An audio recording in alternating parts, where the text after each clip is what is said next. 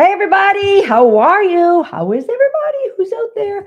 Leave me a comment. Let me know. Hey, if you've been playing the games during the Connected Dog series, I want to hear from you. How are you enjoying it? But also, I have a question for you. But I want to really hear, where are you from? Is this your first time working with us? And how are you liking the games? More importantly, how is your dog liking the games? Okay. My question for you today. Hi, Clara from Poland. My question is, when you think about the word connection in dog training, what does that mean to you? So does that mean control? Does that mean relationship? Like, what is the first thing that you think of? And if it's not on the list, you can put in another word.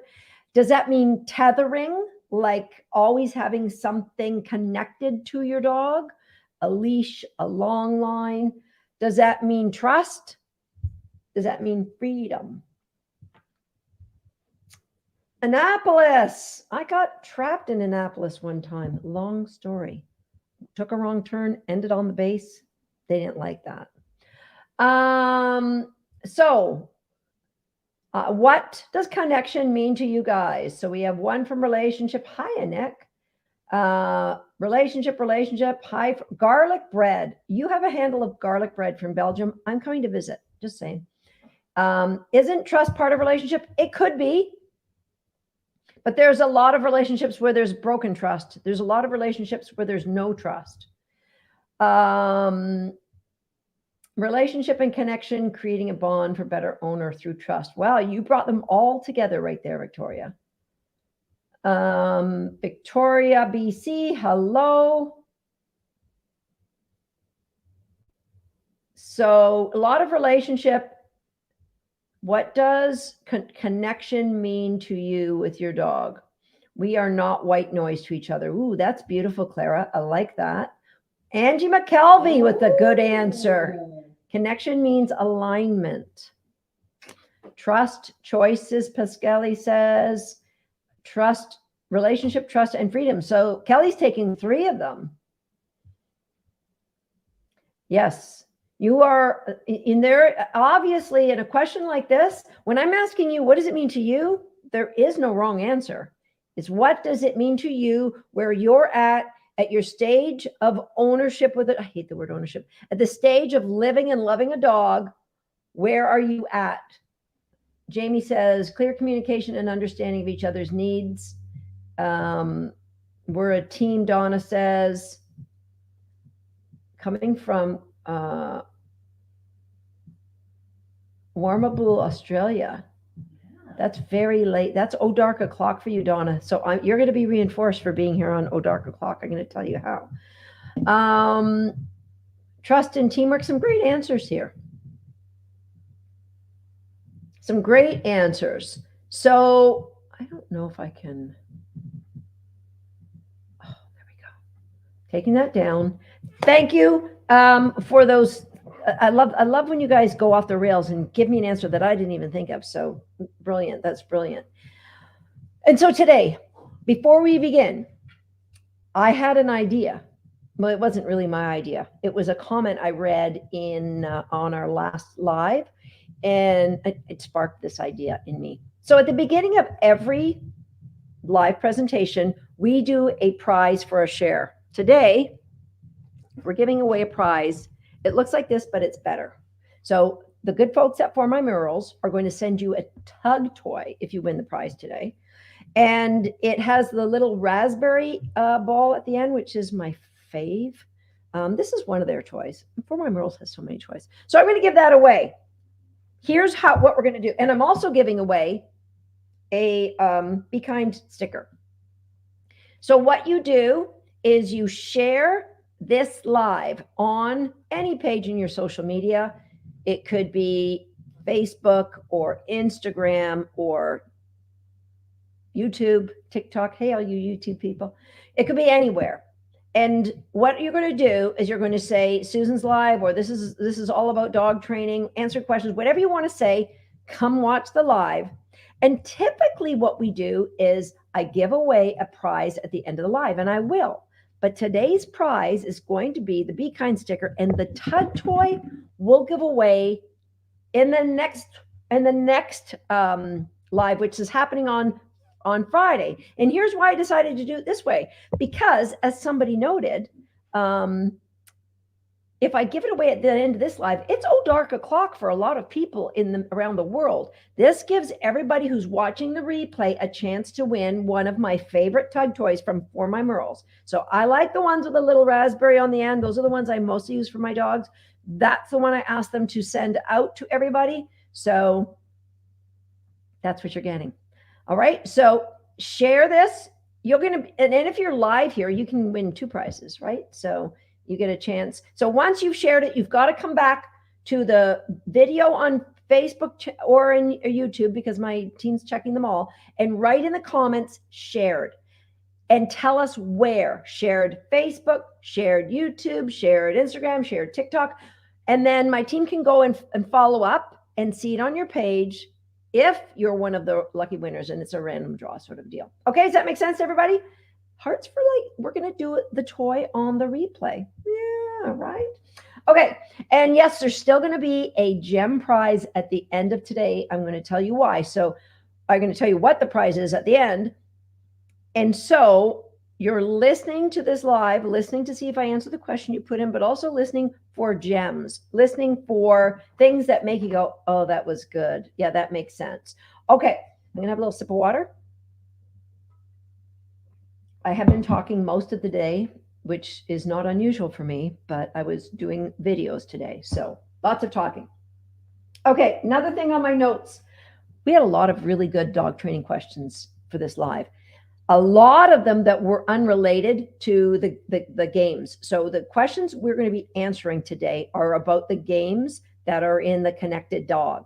The games that we already did game number 1. Are there any follow-ups from game 1? Yeah. Okay, so there's still a couple from game 1, which is collar grab, and we're going to do the search game, and we're going to do some treat diving. Friday, we're going to do more, but we're doing up to that today. So some of you said, well, I have a problem with my dog doing X or Y and Z. And here's how it happens. And here's what happens is those are all valid questions. You're seeing a challenge. You're looking, how can I overcome this? We're talking about do-land here.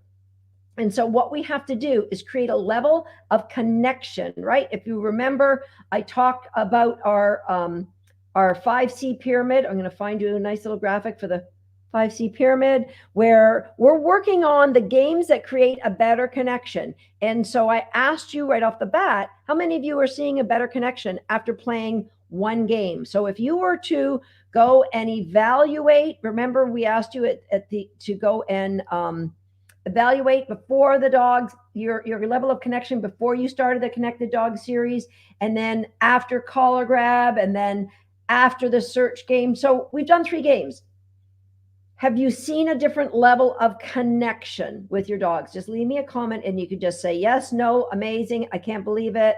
So the level of connection by playing these simple games. Yeah, it's not, it's dog training. It can be really, really simple and still be super, super effective. Okay, so just leave me a comment. I've seen it. It's amazing. My dog's definitely better even after the collar grab. So that's great. All right. So some of you, and so what you guys are struggling and saying, well, I still have this problem with my dog. So if we go back to the 5C, the 5C pyramid, we're working on connection right now. And so the games that follow are going to help create clarity. And what happens is the more layers of learning we put on your dog, the more the problem behavior that you're seeing. And I use quote unquote, it's not a problem to your dog. He's quite happy with his behavior. It really isn't a problem. It's a problem in our vision of what life is like with our dog and how we see life should be like with our dog. Your dog doesn't see this as a problem. Remember, your dog's just doing the best he can with the education we've given him in the environment we've put them in. And so whatever challenge you might be seeing, it could be, I would be willing to bet almost any money that it is a function of the layers of learning that are missing, that a lot of times people will try and help you by going at it from a place of don't. Let's get your dog to stop instead of a place of growing connection, building confidence, so that whatever is distracting and creating a problem for your dog will blend to be white noise. Because here's what I know for sure, and I've said this many times in our Connected Dog series, your dog's behavior doesn't define who that dog is. Your dog isn't a reactive dog. Your dog isn't a pushy dog or a stubborn dog or a dog that blows you off. Your dog's behavior doesn't define the dog. Your dog's behavior defines what he needs, what emotion is being expressed in a form of behavior is like a compass that tells you exactly the direction your training needs to go in. Remember, we're teachers, dogs learners, but we are also learners, and the dogs are also teachers. The dog are, they'll give you a neon light. This is the training we need to do next. And when you are receptive to the feedback your dog is giving you, that's when you truly become a connected team, because the things that previously were distracting the dog, as I mentioned before, they become white noise as we end up in a place that I like to call environmental neutrality. So does it make sense to you guys how whatever problems you might be seeing, they are going to be minimized or eliminated by the 5C pyramid and putting in layers of games that create more connection, right? Okay, Kelly says, yes, my rescue dog has gone from a level 3 connection with me to about a 6 with just the addition of the games in the series the past few days. Big hearts for you, Kelly. That's beautiful. Absolutely. So that is what we're looking at. It's not problem behavior for the dog, because your dog doesn't have a problem at all with the behavior. I'll do this all day long. I'm good with it. It's behavior that is expressing or helping us, right? So you look at your dog's behavior not as a reflection of who he is, because I'm just going to go off the rails here. I want to go to another place with you guys. So what happens is, if we believe we know who our dog is, I just got to get that out of there. Okay. So if we believe we know our dog is, he's a reactive dog, or he's an aggressive dog. That's another one I really don't like when people say he's aggressive, or even worse than, if I have to do it like a hierarchy of things that make me go, is when people call he's a dominant dog. So if we believe he's a dominant dog when he barks at other dogs on leash, then our thoughts are going to be, is that a good dog? Oh, hell no, that's a bad dog. That dog's a bad dog. He's showing you a behavior, and you are defining the dog by the behavior. And when I say you, I say people who probably have taught you in the past, have told you that's who he is. And so in your mind, that's what he is. And so when he lunges at a dog, what are your emotions? Are you, Yoda? What are you doing? You're embarrassing me.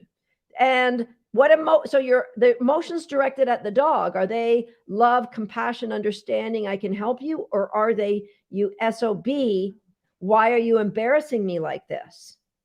And what are your emotions when somebody walks by? Oh, I don't know.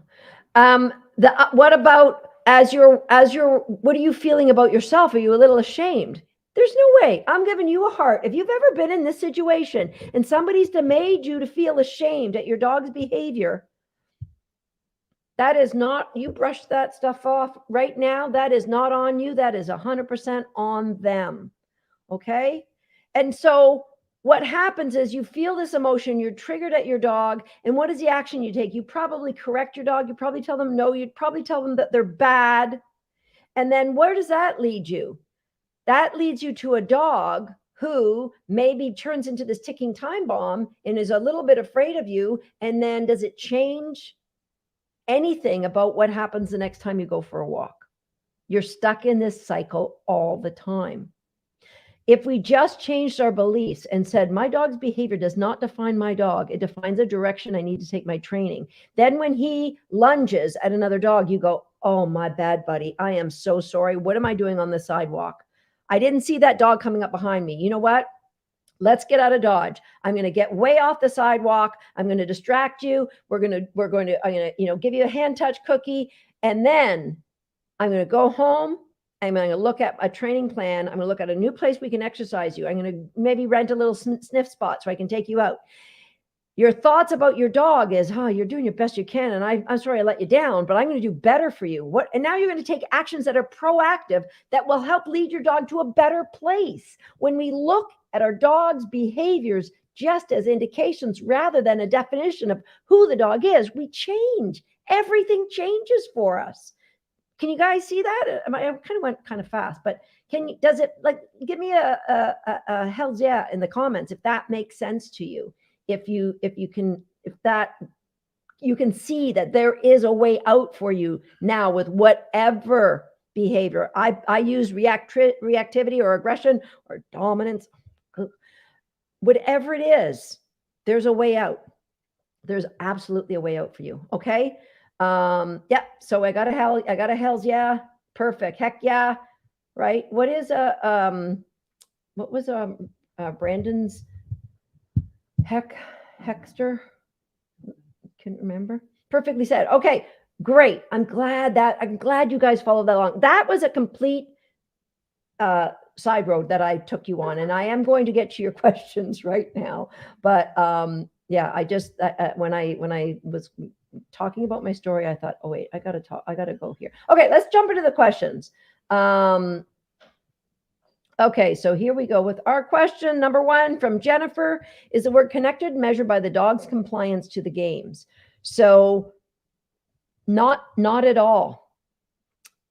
The level. So when I think of how connected I am with a dog, that might change from session to session, but it has nothing to do with how perfect my dog behaved. It had to do with how perfectly we worked together. So we're working on the belief. I got to get that belief loop out of there for you guys. Or maybe I'll just keep it in there. Actually, maybe we'll just keep it in there. So we're working on creating different actions for our dogs. So for example, belief, that's the name of my youngest puppy, is almost 6. She'll be 6 months old this weekend. And she is nowhere on the level of listening skills and responsiveness that my 2-year-old dog is. But yet I can still have a great connection with her because we're growing together as a team. Your YouTubers asked a very similar question about how do you evaluate a puppy's connectedness? So I'll squeak that in there. Okay, so Linda said that on YouTube, a great question came up, like, how do we evaluate how connected our puppy is to us or we are to them? And so you can get great connection with a puppy if you follow the 5C pyramid. And that's what I do. So I think I've got a phenomenal connection with belief. Would I have environmental neutrality if I took her like to a bunny farm or even just out here walking with all the other dogs? Would I have environmental neutrality? Absolutely not. But because I follow the 5C pyramid, I know that would be introducing challenge before I have the confidence to make the right choices. And so because I want what's best for my puppy, she goes walking by herself sometimes, but most often she'll go walking just with Swagger or with Momentum, because those are 2 dogs that we have grown to be white noise for her. She loves playing with Momentum, but she will come right off of Momentum, right? I can get her to come off of all the dogs in certain situations, but I'm not going to take her for a walk because I know the likelihood of getting her to have success every time is really low. And so my results are going to be less than desired. And is that on the puppy? Does her behavior define her? No, her behavior defines the direction I'm continue to grow. And will I get there with this terrier mix? Absolutely. Absolutely. Okay. Martha asks, can you explain in greater detail training in the gap? Okay, I saw this question from a couple of people. So when we watch some of your videos, let's take treat diving, for example. I'll give you a scenario of what I'm looking for.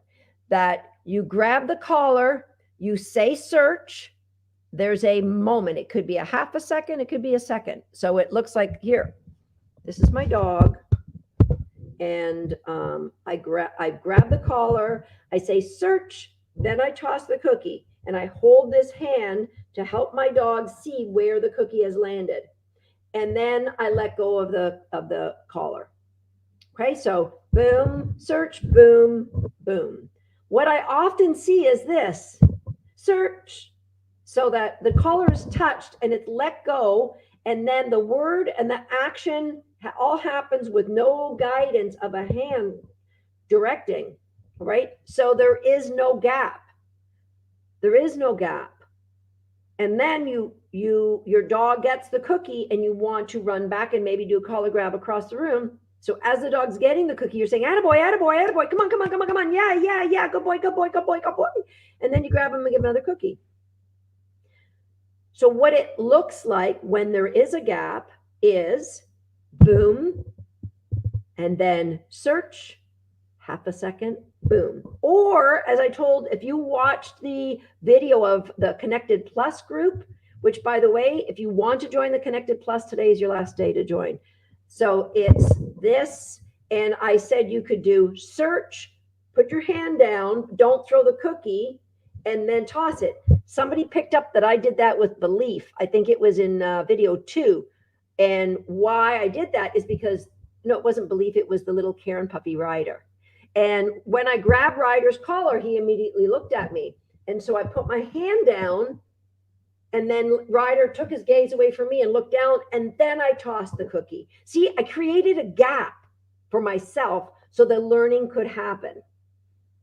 Grab the collar, I put my hand down, he's still looking at me, I wait until he looks down, all right, and then I toss a cookie, right? So that I said search and then toss the cookie. So the learning happens in the gap. With any kind of classical conditioning, if Pavlov had done bell and cookie, bell and cookie, bell and cookie, he would not have got a conditioned response. He created a gap, bell, and then it was food paste, because Pavlov didn't know how to bake cookies. Just saying. So it was bell, cookie. There's a gap. The learning, or in this case, the conditioning, happens in the gap. You toss, you do your search game, and when you're running away, there's a gap. I'm quiet.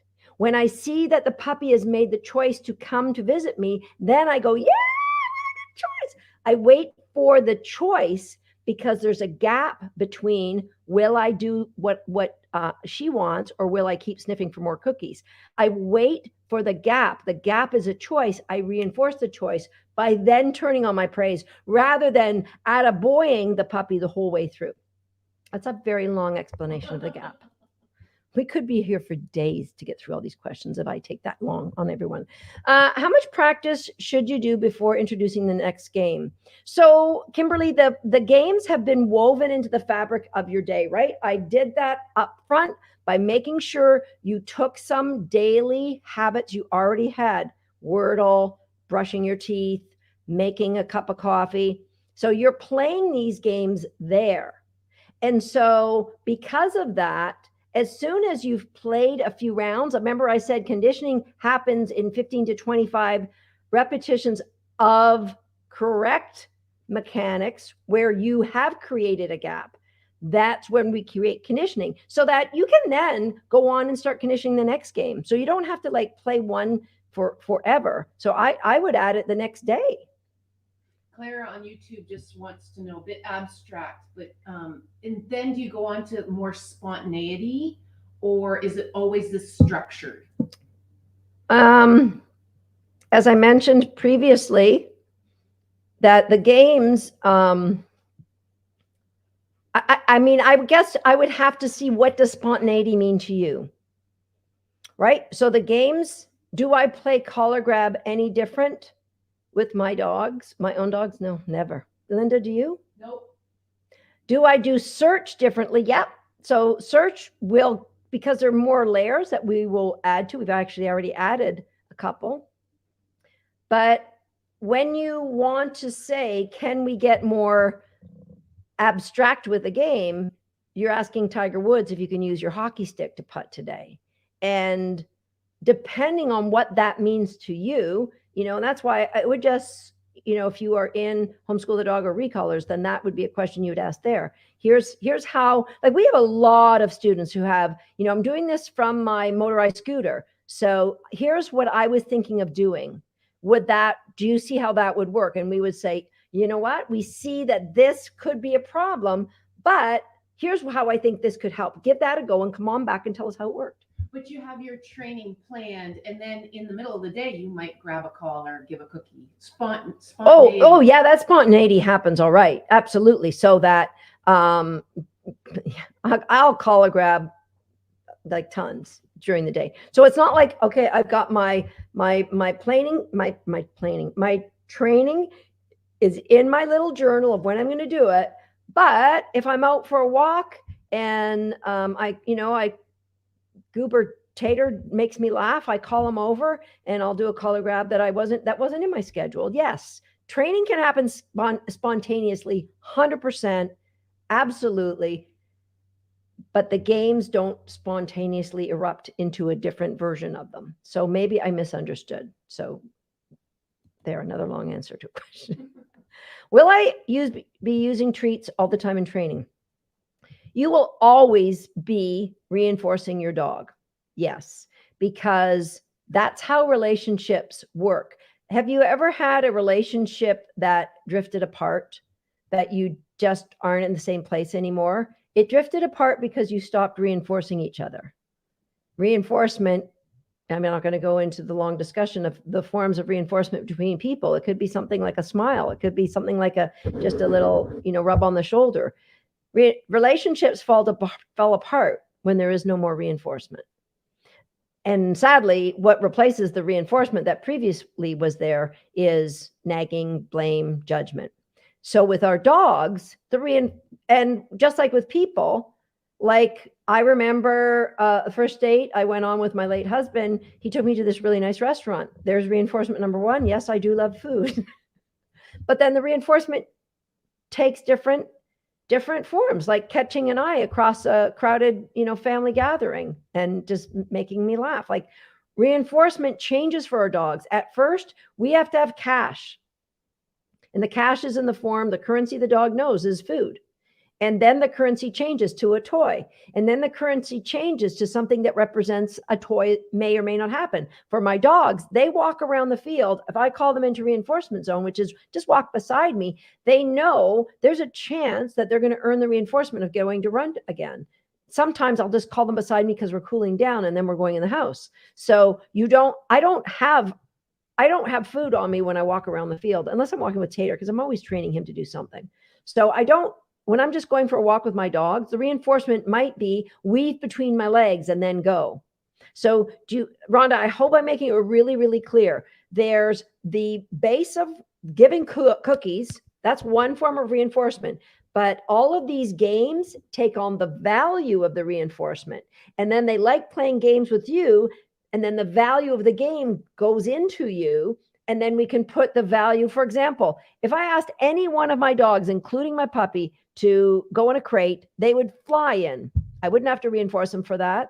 They wouldn't have to know if I have cookies on, because the value of the reinforcement is gone into the action of going into a crate, right? And so if you train the way that I'm sharing with you, that's why I'm so critical about the gap. Because my first dog, who lived to be 17, up until the day she was, I can't remember the last time I asked her to go in a crate, but she never would, because I taught her to go in a crate by throwing the food in first. And so for her lifetime, even as many as I played great crate games, when I was stressed or when she got older, it was always a stop and what have you got for me? Because I've got to decide if I'm going to do this with you. I probably didn't put enough effort into transferring the value down the road, but if you focus on creating that gap for your dogs, you can get there. I can't promise you when they get senile that it won't come back for them, though, if you started off a different way. Okay, Rhonda? Vivian, day 3, already seeing such a difference in connection, more responsiveness and play. Can I take these games on the road? Yes, Vivian, please do. Because remember our 5 C's that we want to make sure that we are playing first in an environment that gives our dogs great connection, clarity, and confidence. So as I mentioned earlier in our last call, that could be your kitchen, your living room, your bedroom, your bathroom. Then I might do it with the door open. That changes everything. The door to the backyard open, that could, oh, I can't play now. No, I can't play now. So you're going to progress to new, I got a hair in my face. You're going to progress to new environments gradually, where you see your dog can still play the game with the same level of confidence, right? Okay, go back to here and I'll go back to, but yes, please do take it on the road because that's how we grow confidence. Will these games help with dog challenges like barky, have separation anxiety, shy away from people, dog is reactive? And I will say, I can give you the name of examples of our students who have gone through our Recallers program that have solved the barky, the separation anxiety, the shying away from people, and being reactive. And a lot of times they didn't have to do anything different than playing the games.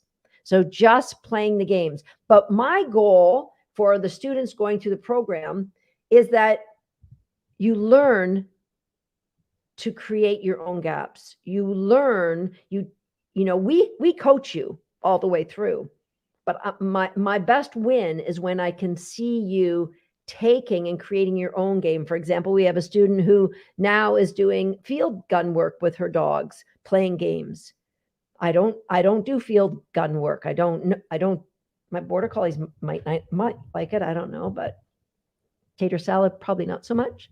So yes, you can. The short answer is absolutely. When you're growing confidence, you can't live, confidence and fear can't live in the same body. So as we grow confidence with the dog, we're pushing out fear. It's not possible for them to hold the same space in your dog or in a person, actually, right? Jessica, what should I do to end my sessions with each of my family dogs? I get asked this question a lot, and I think I actually did a podcast on it. And you can change. I mean, the easiest thing you can do is just change location. So if you're in your living room and you're playing a game, and then if, like, for example, I had a bowl of food, I might just pick the food up off the floor, and you can say, all done. Do you ask me what I do? Absolutely nothing. Because the games are a way of life for me.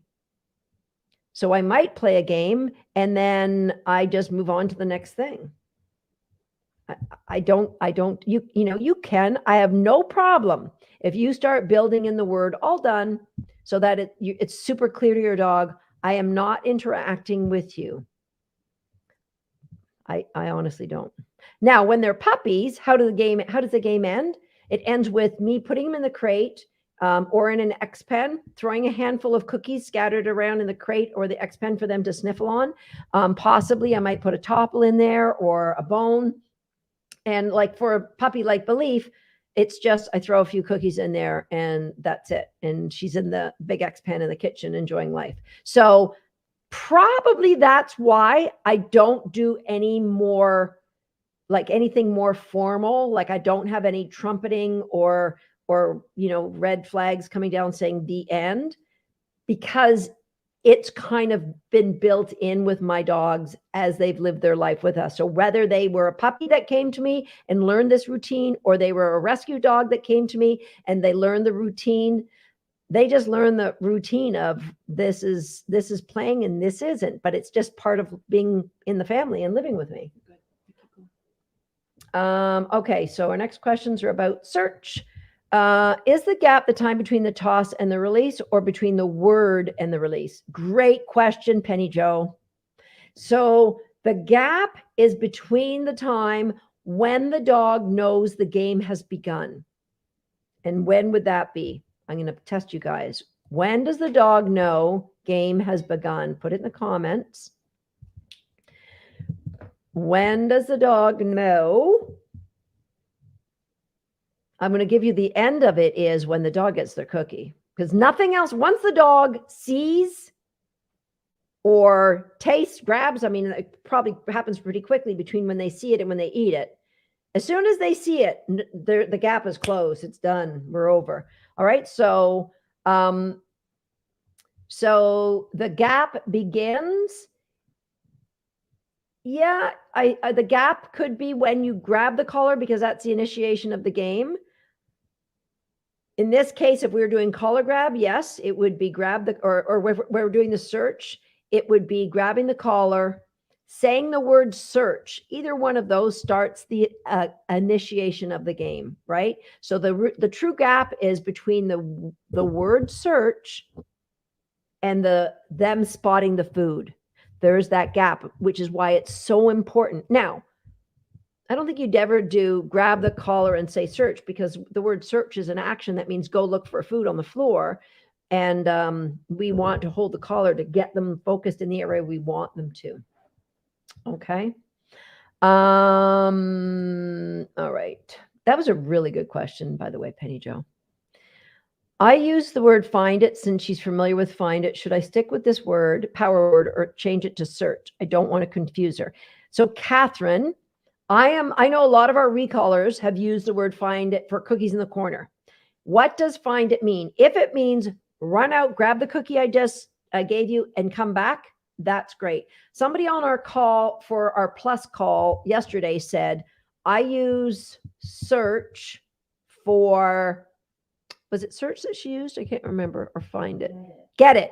She used the word get it with her dog, who was a little bit worried about strangers, when she would take the dog out and throw cookies near the strangers, and the dog would go out and eat the cookies. And I said, we don't know what's being conditioned there. So a state of anxiety of stranger danger. Now, I'm assuming she's really doing her conditioning well.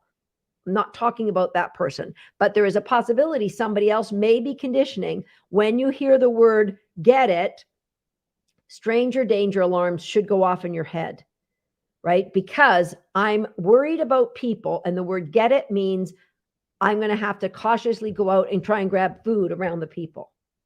Now, again, I'm not talking about that's what happened on the call yesterday, but so if your word find it has that clean conditioning, that you've done it well, your dog understands that that the cue, there's a gap between the cue and the sight of the food, have at it. If you can't tell me or bet me $1,000 that, oh, my conditioning was spot on, right? I say the word, then I throw the food. And if you are, then yeah, you can rock and roll with it as you are. I don't think it would hurt to create a new word though, but whatever. I'm going to sneak in here. Angie is a recaller, and she's asking, should she change from get it to search? The dog's confidently loves his cookies in the corner game. Have at it, Angie. Have at it. If you've conditioned it well, which you're one of our recaller students, I think you probably have. No need to change it. I think it's fun to have another cue, but no need. Now, get it could just mean go and get that one cookie in the corner, and search. Like I use search as a reset for my dogs all the time. That it's grab that, it grab the cookie and then come back to work, right? Okay. We're splitting hairs. Don't overthink this, guys. If you've got a really good conditioned cue, don't overthink it. Kathy says, my puppy wants to go for the treat before I even say search. Okay, Kathy, that kind of tells me that you've thrown the treat before. So if I've got my dog and my dog's, saying, I want to go get that, I want to get the cookie, then there's a cookie out there for them to want to get. And the cookie shouldn't be out there until you say the word search, right? So just back that up a little bit. And if they're excited because they know you're about to throw a cookie, That's great. That's value build. You've done a great job at conditioning something fun and exciting is about to happen when I grab your collar. Think of all the good things you can do now. You can build that into a harness. You can build that into seeing the sight of a leash, seeing the sight of the winter sweater that they're going to have on soon if they live up here in Canada. Elizabeth, my dog didn't want to leave the blanket and I was trying not to lure her. So I used collar grab game to move her. Sure. Good thinking, Elizabeth. Right on. Nikki, can I introduce search in the same session that we do collar grab, or do I need just, oh, great question again, Nikki. I really want collar grab because the word cookie is introduced, right? And I want the dog to have great clarity. Cookie means stay where you are. I'm delivering a cookie. Stay there. It's a marker word. So if you were doing like obedience stays, you could say cookie and then walk over to your dog, and your dog would stay there because they understand you stay there and I'm bringing the cookie to you. Now, search means look for the cookie on the floor. If you introduce them in the same session, there's a very, very good chance they will become the same word. So you won't get the clarity that I'm looking for. Okay, so I would keep them separate for a bit. And what you could do is you could do like collar grab in one session that's in your bathroom. And then 5 minutes later, you're going to do the search game in a different room. So, it changes the scenario. And I would put, 5 minutes in between. Okay. Beth, how does game 2 differ from the search command we've already learned in a previous master class? The difference is the mechanics. So I've been very, very particular about the mechanics in this game, the game within a game, because it gives you the opportunity to use that marker in a lot of different areas of life, right? So I shared with the group yesterday, I'll tell my dogs, like, can you bring me that shoe? I'm on the couch and I don't want to get off the couch. Can you just bring me that shoe? And I might have a collection of tennis shoes. So this is the one I want. That one. That's one of many things that we will use that for. So yeah. So the mechanics, get the human, and that was the thing when we did our Connection Plus call yesterday. And when we've done previous groups when we have a master class, say, and we coach people online, I never promise everybody that you will get, I will coach you in your training. I never promise anybody we do that. I say that we will coach different people. You may or may not be one of them. Well, guess what? This week we have coached every single person that has showed up on camera with their dog and helped them. And I would say by far, the biggest stumbling block is the mechanics of get your hand crossing your arm, you grab the collar, and your hand that's directing the dog should be hitting your wrist that's holding the dog's collar, which ensures that your hand's super close to your dog. I know when I turn the microphone around, you can't hear it as well. But my dog has been taught to never eat things off the floor. So when I say search, then toss and release him, my dog just stands there looking at me, telling him it's okay to pick it up. So this is great, Scott, that we need the dog to understand, because search is such a great dog training tool for resetting a dog. It's just so easy to reset a dog from behaviors to get repetitions. So we really, really want them to understand the search word. So you could do it somewhat less formally at first, in that you could just get a big piece of meatball or something, get on the floor, sit on the floor, hold them back, say, ready, ready, ready. They're not in a sit, just ready, ready, ready, search, toss, and and help them to understand you're allowed to get it now. Get, again, a deeper connection, a higher level of excitement, and a higher value cookie, if that's possible. Terry, if I hesitate at all after the toss, he's going to get the cookie. Should I have him sit before tossing? Okay. Remember, guys, the sight of the cookie closes the gap. Learning is not happening. So we're going to hold the collar, say search. You can put your hand down, but not, you could put your hand down and wait till they're looking down, or you could just say, grab the collar, say search, boom, throw the cookie. They don't have to be staring at the cookie at this point. Okay. We're going to work on them focusing down at the cookie in the It's Your Choice game. But at this point, it's not, they don't, there's no requirement other than conditioning. We're conditioning a word.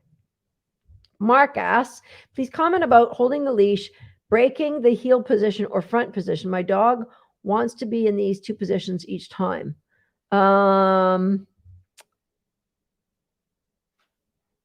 So if they want to be in heel position, that's pretty much where the puppies were when I was playing the game. That shouldn't be a problem. If they want to be out front, you can just use collar grab and just spin in a circle, give them a cookie, and then do it again. So manipulate your environment, Mark, so that the opportunity to get out in front, or the opportunity, like, you could stand beside a wall so they can only be in reinforcement zone or heel position, right? Your dog's just telling you where there's great value, and that's a good thing. Hazel the hot dog, the new search game with grabbing the collar. What would you do if your dog automatically goes and sits on the blanket as if it's their place? I would just do collar grab, get them off of it, and I would assess whether my leash is actually in my hand or is it even on my dog, because how are they going to leave and go there if they're on a leash? Pulling your leg. Okay, dog should be on a leash though at that stage. Is it true that search game can also help those dogs who sniff on everything on walks? Okay, let me preface this by saying I don't think it's a horrible thing that dogs sniff on walk. My brother's beagle, he loves to sniff on walk. My border collies, they do a little bit of sniffing. They more like to run. Tater Salad loves to sniff, and yeah, he gets a lot of P-mail, that boy. So he's got a lot of reading to do on a walk. So I'm prefacing all of this by saying I don't care if my dog sniffs on a walk. What I do care about is I don't want my dogs ever eating anything on a walk. So this game and the It's Your Choice game, these are the foundational layers to help a dog to learn. You're not allowed to eat things that you find on the ground. So it's a biggie. Okay, treat diving questions. Emma asks, does it matter what way you turn after throwing the treat in the search game? What if my dog just stands there and doesn't come when called? Okay, Emma, yes, I think it does matter. I mean, it's not like you're breaking a rule if you turn the wrong way, but if we want to encourage a dog to chase, the best way to do it is the way I did it in the video, where I turn towards the dog. All right, so let me just give you an example here. So if my dog is here and I turned away from them, they would now have to come up this way, which isn't wrong, but I've broken the connection. So when my dog is there and I turn into them, I'm still connecting with them the whole way. Do you see how that works? And if your dog it just stands there after the search game, then here's what I want you to do. It's about manipulating the circumstances, the environment, and the consequences of learning for your dog. And here's what we're going to do. We're going to take a lower value cookie and throw it on the ground and say search. And you're not going to run away. You're going to stand right there. And then when he eats that cookie, you can do a collar grab right there and say the word cookie and give him a much higher value reinforcement. So he's learning, oh, I just grabbed that and come back to you because, hey, that was like a little bit of like dried kibble, and you just gave me a piece of steak. I like coming back to you. I like it a lot. So we're actually the game within a game. We're building a better response to your movement when you move away, better response to their name when you call them, right? So manipulate the environment of the reinforcement you're giving it. Don't let it be equal anymore. We want our dogs to come faster. For any of you, your dog who takes the cookie and starts sniffing, jack up the value of the return collar grab cookie. Tressa, what is your optimal distance to start the collar grab following the treat dive? Would you increase distractions before distance? I wouldn't be building any distance away from, yeah, I wouldn't be doing so.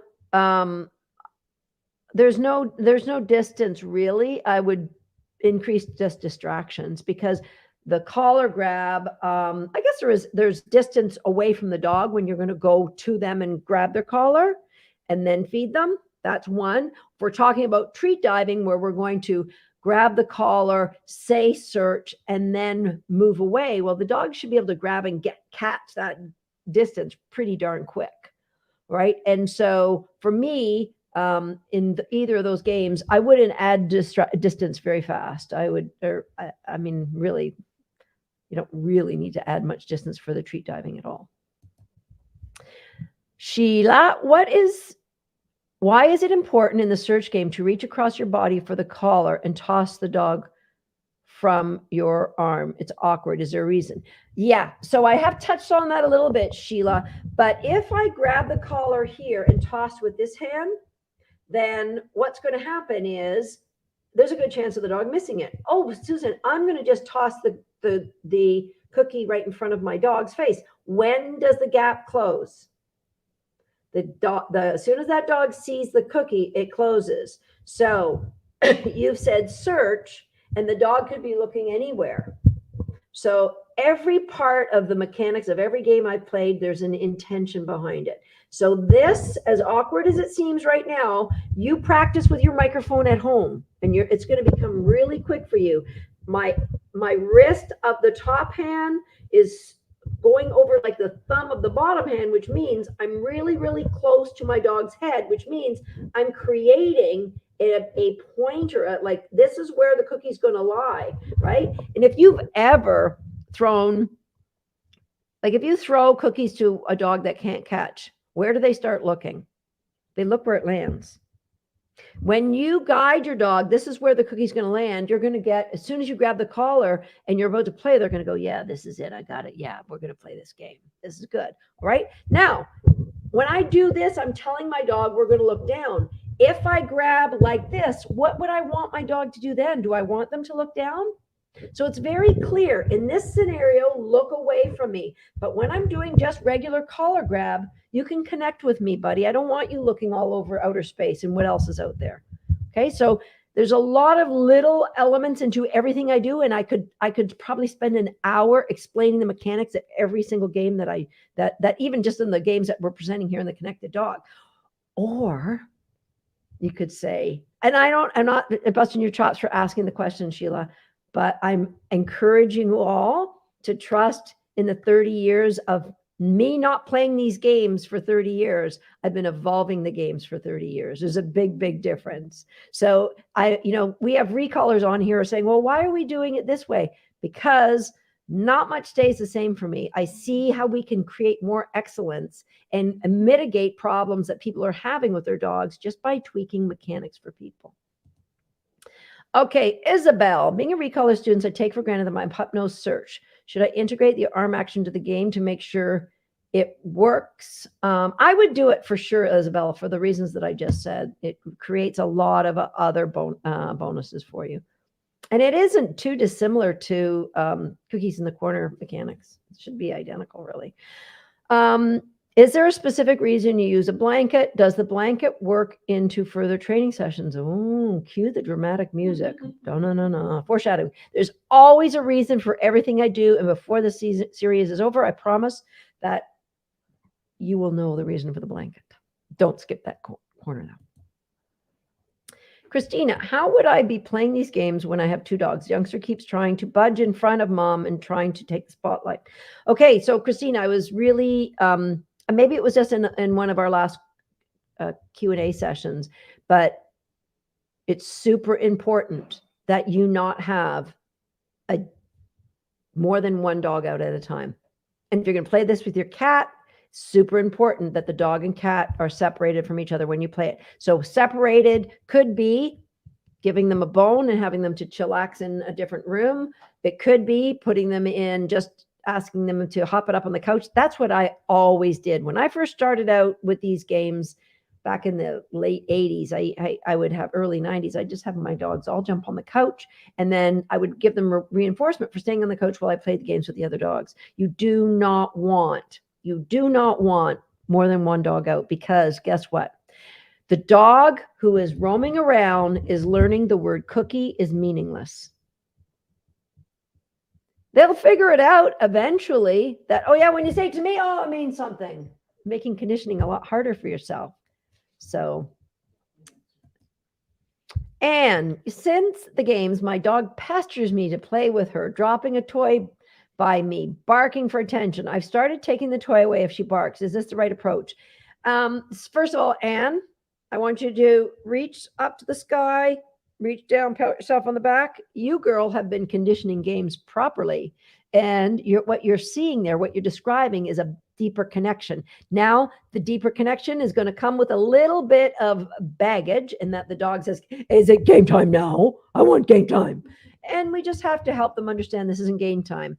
And so by giving them a bone after a game, or a stuffed topple or something initially, but until they understand that game time's over. And yes, if your dog barks at you, taking the toy away is the right approach. But what I would like to do, because that's punishing the dog, and that I'm 100% okay with that in this instance, we want to prevent the behavior we don't want to see to show up by giving them a different job to do when the game is over. Not a job. I don't want them to be on alert, like lay on that spot until I release you. Just give them something to focus their attention on. Put them in front of the iPad or something. Teach them Portal. I don't know. Is there such a thing as? Yeah, there is. So, but if any dog takes a toy and starts pestering me, I do take the toy and I just hide it. And then when the dog relaxes, then I go over and say, hey, you want to play this game with me? So once they've been relaxed and they forgot about the toy, then I say, why don't we play? So that I'm helping them to understand, like, you can't just be coming around 24/7 suggesting, like, you're going to have a dog wake you up at 3 a.m. with a toy in their mouth. Is it dog time now? I think is it dog time? I don't want that. I don't want that. And so it's an evolution of the dog understanding what's dog time and what's not dog time. But for now, I want you to really celebrate the great job you've done to get your dog to that place. Like, what a better problem to have. Would that be a better problem than the dog that, runs away and never comes back and plays keep away? We've got a dog who wants to connect with you. That's awesome. New collar grab question. So collar grab was our first game, so we're circling back. Valerie says, my dog became somewhat fearful when I grabbed her collar, so I stopped. Fearful behavior, her demeanor changed and she shied away. Do I change something? So we addressed this in the first Q&A, Valerie. It's 100% okay. Remember, we meet the dogs where they're at. And if the dog said, this is freaking me out now, that's 100% fine. So what I would do is circle all the way back, go back and listen to the first Q&A, but I would start by conditioning the sight of a leash, right? So you're just putting it in your purse or in a shopping bag and walking around the house, pulling it out, because we got to have a gap. It's coming out, and then you're going to say cookie and give your dog a good cookie, put it away, and that's it. 10, 15, 20 times a day, you're going to pull it out. Then your dog's going to, there's the leash. Oh, that's really good. Something good's going to happen to me. So now we can put the leash on the dog, and we're going to do collar grab game. I can't do this. Collar grab game is, let's say, this microphone comes in handy. So let's say this is my dog's collar. I'm going to get rid of that other little thing. Hold on. Okay, so this is my dog's collar. And when I grab for the collar, especially if it's a little dog, but it doesn't even have to be exclusively to little dogs, overpowering them it can be off-putting. So what I'm going to do is I'm going to grab here, I'm going to say cookie, and I'm going to feed the dog. And I'm going to feed them with really outrageously high value food, like the best stuff I got. And remember, create the gap. So as soon as they see the food, the conditioning is stopped. So grab the collar, boom. And it's not collar, it's like the end of the leash. And your dog will dictate by their behavior when they're ready for more, when it's time to add more grabbing closer to the collar. So just take your time. Let the dog, remember, we schedule the training, our dog dictates the pace of the training. Doreen, when doing collar grab, my 8-month-old German Shepherd dog pup is figuring out that a cookie's coming and is tending to jump and mouth my hand or wrist. Is it best to take a break so I don't reinforce this behavior? I would just be a little less frequent. So I grab the collar, and if I get jumping and bumping and jumping and bumping and jumping, you can do one of two things. You can take your hand off the collar because that ends the game. Or if it's just a little bit, you can just wait until it stops, then say the word cookie. So just be a little more intentional. We have to grow a bigger gap because, again, Doreen, you've done a great job. You've done a great job. Your dog's saying, I love this. So we have to, what we're seeing are what's called a cheap behavior. Cheap behaviors. We don't want to reinforce cheap behaviors. So if you grab the collar and the dog started going, rah, rah, this is so much fun. Oh my God, feed me, feed me, feed me, feed me, feed me. I can't wait. You're not going to reinforce that we're trying to condition collar grab as a good thing and the dog's going off the rails. So what you're going to do is say, I don't want to build in cheap behaviors with this cookie. So in that instance, I would choose not to feed. I would go to lower value food and just practice grabbing the collar, doing nothing, touching, and they're on leash, and then grabbing and holding. And if the dog is just, oh, okay, then you could go in and condition. Okay. Good job, Doreen. Cameron, normal collar grab. She's perfectly fine. With search, my dog seems to have an issue with the arm reaching over the other arm. She backs away and lays down. Can't get in the search game. Okay, Cameron. Then what we're going to do is, if you notice that the little Cairn Terrier Ryder, when I grabbed, he kind of put his paws up. I just got really quick. So you're gonna do this on leash. My leash. You're going to do this on leash. Instead of grabbing the collar, just grab the leash, put your hand across, wrong hand, put your hand across and drop and say search, right? So search, boom, search, boom. You're not close to your dog's head at all. Eventually you're going to get closer. All right. So leash, everybody playing it on leash, right? Mary Beth, can you use a collar grab to change directions out on a walk if you see something? I wouldn't use, I would use it if my dog, I use it if I'm going to give my dog a cookie out on a walk all the time. Changing directions, I would like them to cue into my motion. So if they're really connected, so I might just change direction, stop, feed. Change direction, stop, feed. So I don't have to reach down for the collar all the time. Change direction, stop, feed. And so that they learn a change directions is as good as a collar grab game. Okay. Makes sense? Yeah. Okay. Reminder, game day 4 is open today. And a lot of great questions. A lot of great questions. We are going to now do a draw for our winner. Winner today is going to get a Be Kind sticker mailed to them. And our winner is Sandy, Sande. And I'm also going to give out yesterday's gem winner. Oh, didn't I do yesterday's? I did yesterday's gem winner, didn't I? To start the, no, I didn't. Oh my goodness. Okay, I'm going to find the gem. Yesterday's gem was a good one. Okay. I got to take this off of here. So yesterday's gem from Julia. Julia said, I have 2 gems. The first is that I set aside my previous understanding and experience and came in with a beginner's mindset. Super important. That was life-changing. Second, I have 2 dogs that have their moments of joy, and Winnie has moments of wanting to be an only dog.